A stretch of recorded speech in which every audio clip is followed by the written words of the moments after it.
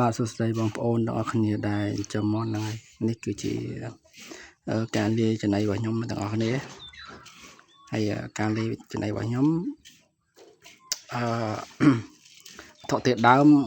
ងាយអ្នកគ្នាខ្ញុំអត់សូវមានអីជាច្រើនទេព្រោះច្រើនមកខ្ញុំស៊ីចម្រុះអ្នកគ្នាស៊ីចម្រុះហ្នឹងហើយដូចខ្ញុំលាយមានអីមានស្រូវមានតាមចេកមានកន្ទក់មានចំណីក្រុមហ៊ុនអញ្ចឹងអ្នកគ្នាហើយម្សៅពៅវីតាមីនអញ្ចឹងអ្នកគ្នាហ្នឹងហើយហ្នឹងការលាយចំណីរបស់ខ្ញុំហ្នឹងហើយច្បល់វាសតអញ្ចឹងมันយកទៅឲ្យស៊ីអ្នកគ្នាហ្នឹងហើយចាស់ស្ដៃមន់របស់ខ្ញុំស៊ីខ្លាំងអ្នកគ្នាស៊ីដល់ណៃតែយើងលាយអញ្ចឹងហ្នឹងហើយស៊ីអត់មានសល់អ្នកគ្នាស៊ីបោះតិចមកហ្នឹងហើយកូនមន់ក៏ខ្លះស៊ីបានអ្នកគ្នាកូនមន់ហ្នឹងហើយកូនមន់អាយុពី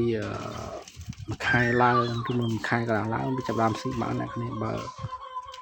នៅខ្ចីអាយុមួយទឹកអីកុំឲ្យស៊ីអ្នកគ្នានៅពេកហ្នឹងហើយ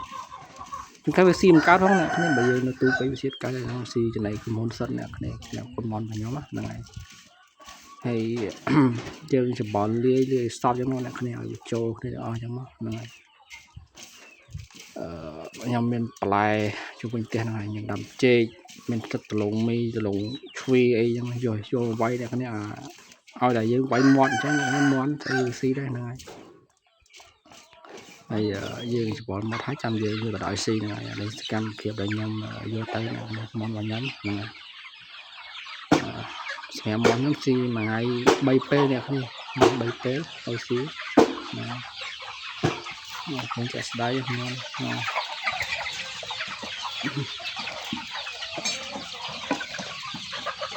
ពីស៊ីដល់អ្នកគ្នាខ្ញុំរោមវាចិត្តអស់ហ្នឹងអ្នកគ្នាទៅដូចមកនេះមកខោសាច់រោមចិត្តហ្នឹងរោមចិត្តហ្នឹង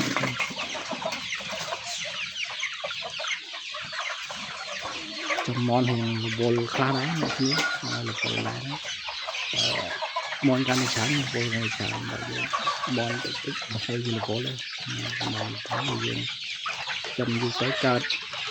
ច្រើនទៅរវល់ទៅដល់សារអាការតិចអ្នកគ្នា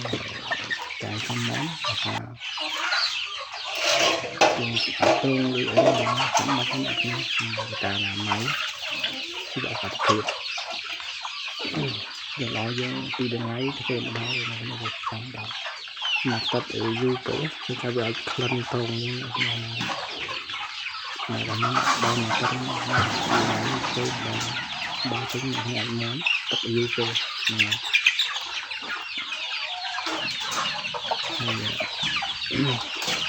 ហើយសមមួយកំណត់អ្នកខ្លះនឹងចាប់លោកខ្លះអត់នឹងអីច្រើនណាស់